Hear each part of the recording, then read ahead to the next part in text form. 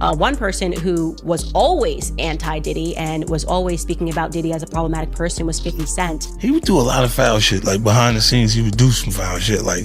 But I also didn't participate, I also didn't go to those parties. Yeah.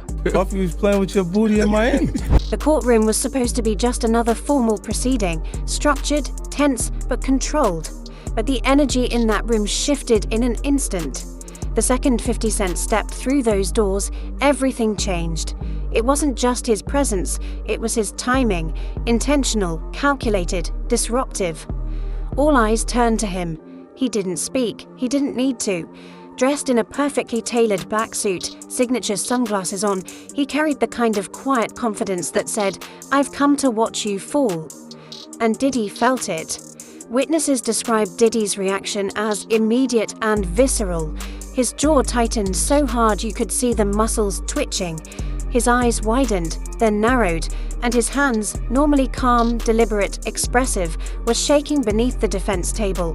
He kept them hidden beneath legal notes, but the tremble was visible. This was not the Diddy the world was used to. This was not the media-trained mogul who made billion-dollar deals and smiled through rumors. This wasn't the smooth-talking record exec with a Rolodex full of celebrities and a reputation so polished it gleamed. This was something else entirely. This was fear. Because if there was one person who had never bought into Diddy's image, one man who had challenged him repeatedly in public, in interviews and online, it was 50 Cent. And now here he was, not just watching but joining the fight, on Cassie's side. And that support, it wasn't just symbolic, it was strategic. 50 didn't walk into that courtroom just to observe. He came to shift the narrative. And it worked. You could feel it. The press, the jury, the legal teams. They were no longer just looking at a celebrity scandal. They were watching a power shift in real time. And Diddy? He was at the center of it, exposed, outflanked, and for the first time in decades, completely vulnerable. Day 3 was supposed to be just another page in the trial transcript. Instead, it became a moment that stopped the music industry cold. Because if 50 Cent was backing Cassie publicly, what did he know privately? And more importantly, what was he planning next? Now, Fifth, when you continuously call Puff gay, does that affect your relationships in Hollywood? I don't call him gay. I said, Let me read it, Fifth. Oh my God. Sorry I can no longer help you guys. Soon you will all be gay and happy. You are all now left under leadership of Puffy Daddy. Report to the nearest rainbow. Dinner Thieves in theaters January 19th. That's why he says things. He doesn't even know what he's saying is like fruity. You know what I'm saying? Like, he says something fabulous and he goes, but me and you, we ain't party. Like, we need to party. What is he talking about? That's the kind of stuff that when people say that to me, I get a little uncomfortable. I get uncomfortable. Like he said something to me one time, a long time ago. At Chris Lighty's wedding, he told me he'd take me shopping. I looked at him like, what'd you just say? Let me move, man, before I do something. You're gonna make me mess up the wedding. Oh, that's a nice gesture. Let me get out of take me. That's what a guy says to a girl. Did he do it, right? Yeah. I know you've been heavy on social media talking about it. He did it. And I'm the only one who's been vocal about this long before it actually. But I also didn't participate. I also didn't go to those parties. Yeah. So a lot of the celebrity culture that you don't hear saying anything is because they participated. Was there a reason you never went to those parties back in the day? I'm just not with all that flicky shit. Like all of the stuff that he's doing, I'm not into that type of stuff. I'm just a little more, maybe you could say basic or normal. For over 3 decades, Sean Diddy Combs wasn't just a celebrity. He was an institution, an untouchable icon who knew exactly how to play the game. He smiled when the cameras rolled. He cracked jokes on talk shows. He danced, posed, delivered soundbites so polished they could have been written by PR gods. In every scandal, in every controversy, he never once looked rattled. People called him slick, some called him strategic. But behind the scenes, it was something far more intense: obsession. According to former staffers, Diddy didn't just prepare for interviews, he choreographed them. His team wasn't just made up of stylists and assistants. There were image consultants, media strategists, even a behavioral coach whose job was to simulate tough questions to test Diddy's responses. A former assistant revealed he'd spend hours rehearsing his facial expressions in front of a mirror, practicing smiles, calibrating eye contact, perfecting the art of being bulletproof. The message was clear: control everything, or risk everything. And for a long time, it worked. When his restaurant chain collapsed in 2012, he spun it as a new direction. When ex-employees made accusations in the late 2000s, his lawyers shut them down so quickly the headlines barely lasted a week. When paparazzi caught him arguing in public, the footage never made it past the edit room floor. That wasn't an accident, it was a machine, a fortress. But even fortresses crack under enough pressure. Days before the trial, the first cracks appeared. Outside his attorney's office, a fan asked for a selfie. Diddy snapped, visibly irritated. Then came the pre-trial press conference. His voice trembled. He gripped the podium like it was the only thing keeping him upright. His knuckles were white, his smile gone. Publicists called it nerves, but those who knew him said something different. He knew what was coming. Behind the shades and tailored suits, insiders say Diddy had always feared a reckoning. For years, former associates warned that the real Diddy was dangerously different from the public one. A former Bad Boy record staffer told us, off the record, that Diddy had explosive anger issues. He wasn't just intense, they said. He was volcanic. Phones thrown at walls, screaming fits that cleared entire rooms, allegations swept under the rug by money, fear, and silence. And that silence, it held until now. Because on day 3 of the trial, the mask didn't just slip, it shattered. When the evidence started to roll out, Diddy's entire posture collapsed.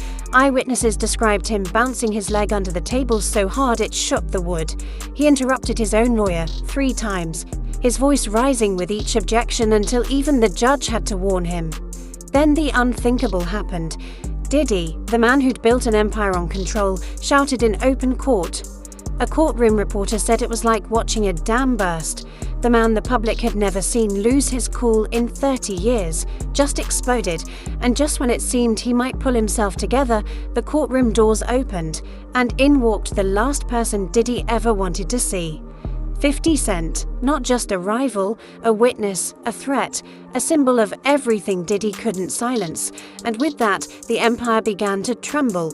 The docu-series on Netflix, I can't wait to see this. The other end of that, every person who has tried to speak out about this, who has tried to speak out about the industry, the type of people that are controlling the industry, the attacks that people face from the media if they try to speak out, is always the same. They're called crazy. And an example of one such individual who went through those sorts of attacks is the actor Orlando Brown. He was on Disney, and I remember everyone telling us that he was totally insane and deranged when he was saying a lot of things that at the time sounded crazy, particularly about Diddy. Take a listen.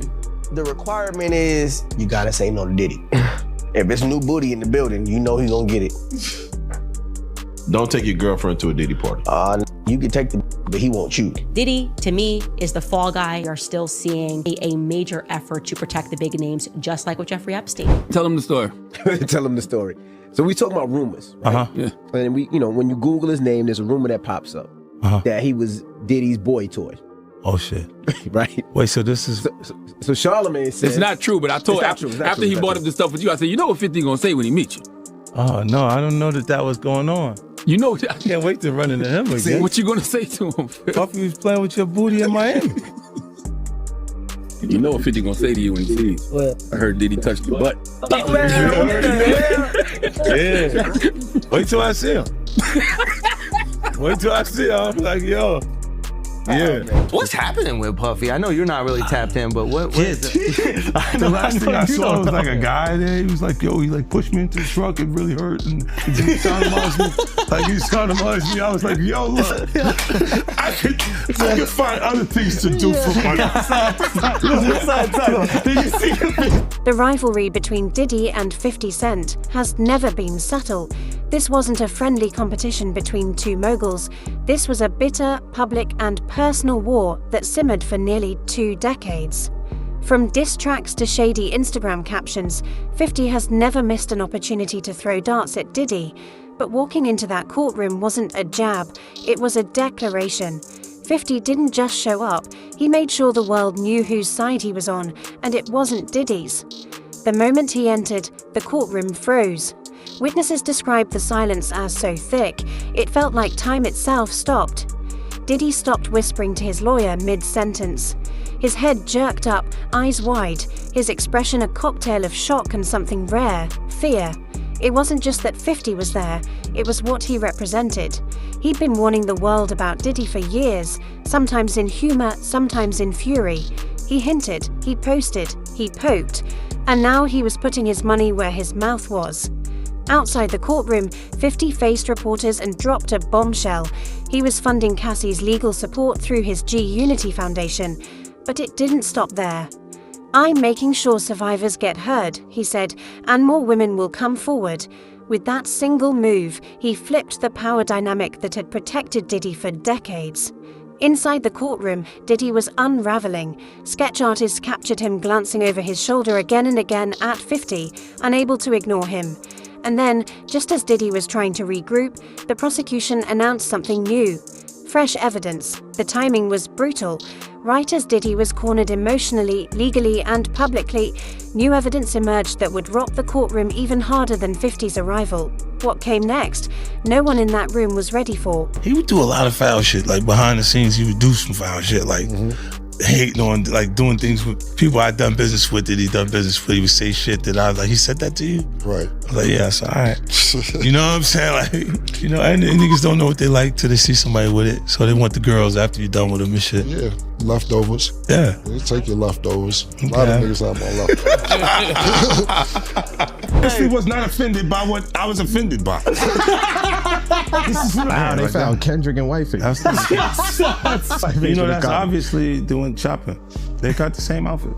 Yeah, it's true. In public. Yeah, that's a nice shirt. That's a nice shirt. All right, so when he said the shopping line, in real life, what did you say? I said, let me get away from him. Because it was like, he was like, yo, you hot now. Now we got to hang out now. Like, you know, like hang out. Yeah. He said, I don't know, maybe I'll take you shopping and I get you some fly shit and you can give me the hood shit. And I was looking and I was like, let me just move away from him because I'm gonna mess up the wedding. I always say to myself, like, it was someone's wedding? It was Chris Lighty's wedding. He was in Miami. Nori's there. Nori knows this because I looked at him like, yo. Item 47B. That was the cold, clinical name the prosecution gave to what would become the most devastating piece of evidence presented so far. Diddy's lawyers didn't even know it existed. They objected immediately, furious, scrambling, but the judge allowed it. Recently obtained, she said, admissible. The screens lit up. What played was silent. No sound, no context, just grainy surveillance footage from Diddy's Miami mansion, dated April 2018. But what that video showed, it screamed. Diddy, towering, furious, backing Cassie into a hallway wall, pointing, yelling.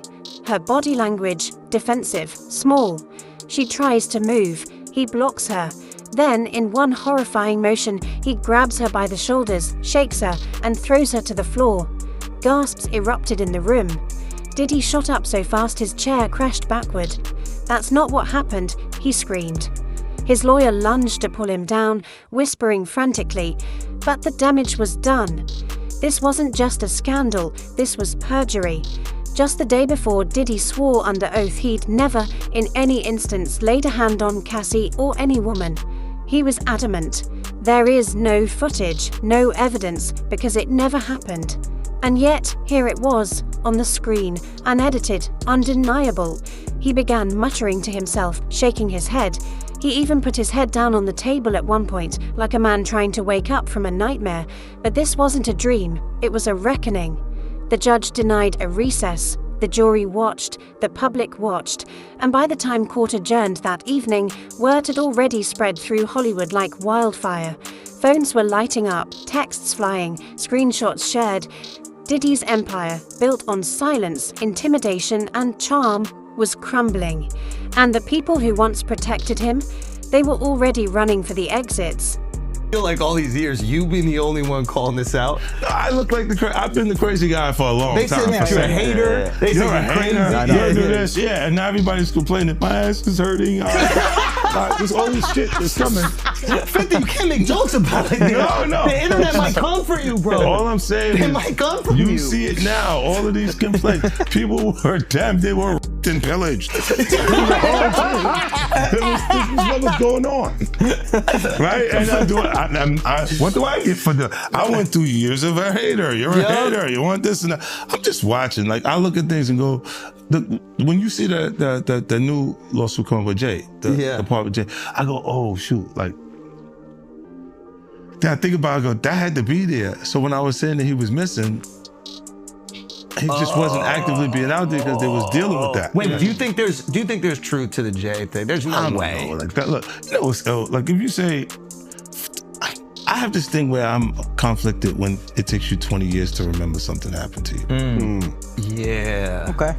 I don't know. I go also 10 years, 20 years later, that comes back. And it's like all of the problems are coming from the ministers touching little boys. What you mean? The laws are the way they are because because of the priests. The priests touching little boys. Oh. Before day 3, Diddy's name was still gold in the industry.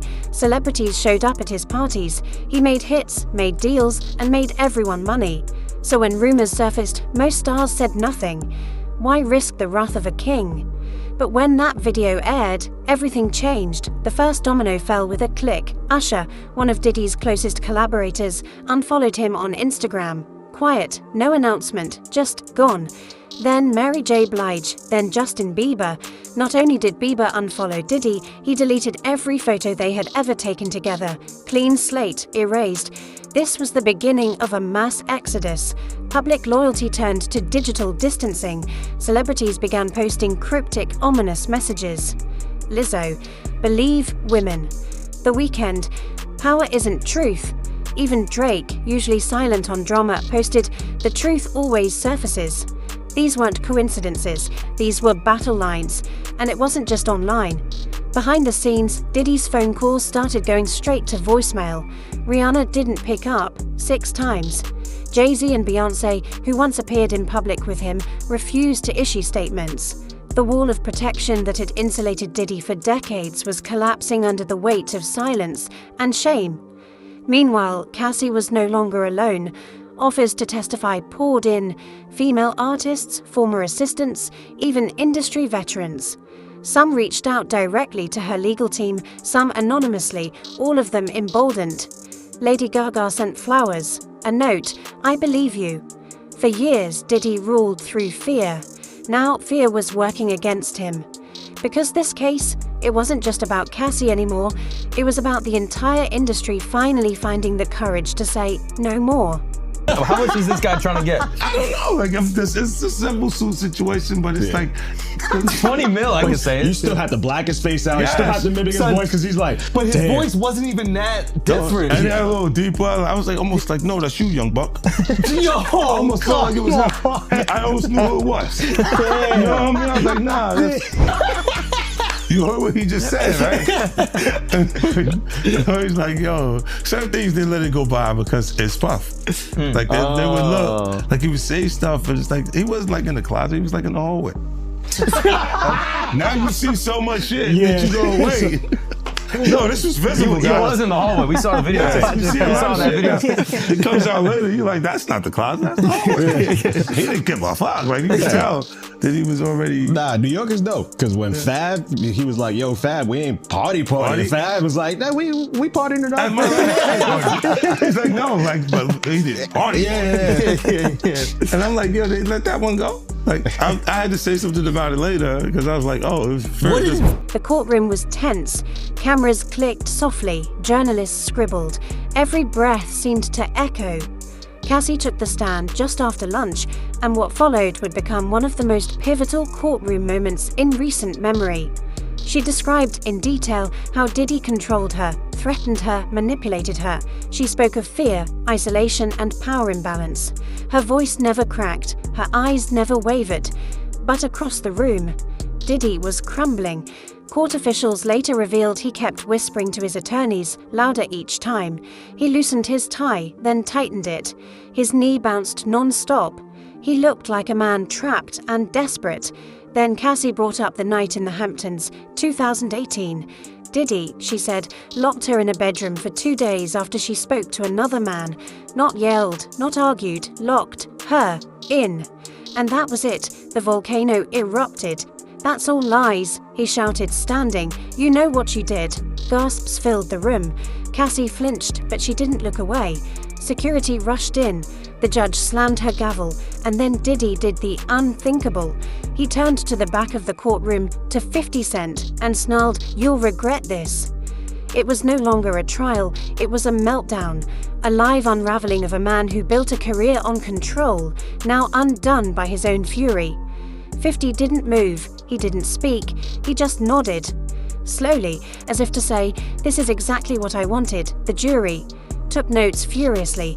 Diddy's lawyers scrambled, filing a mistrial motion within hours, blaming 50 for provoking their client. The judge shut it down. His behavior is his own responsibility. And it got worse. 3 new witnesses stepped forward, saying they finally felt safe to testify after watching Diddy lose control. Now the trial's tone has shifted completely. Diddy's team, once confident, now looks chaotic. Their strategy in ruins, their image of a calm, reasonable businessman gone. And while Diddy's brand bleeds out, Cassie grows stronger, more confident, empowered. She came into this trial a survivor, but she's leaving it something else entirely, a symbol. What started as a quiet lawsuit has turned into a cultural earthquake. The cracks in Diddy's empire are now visible from every corner of the industry, and we haven't even seen the final blow. If you're ready for what comes next, hit that subscribe button, because this trial isn't just exposing one man, it's ripping the mask off an entire machine.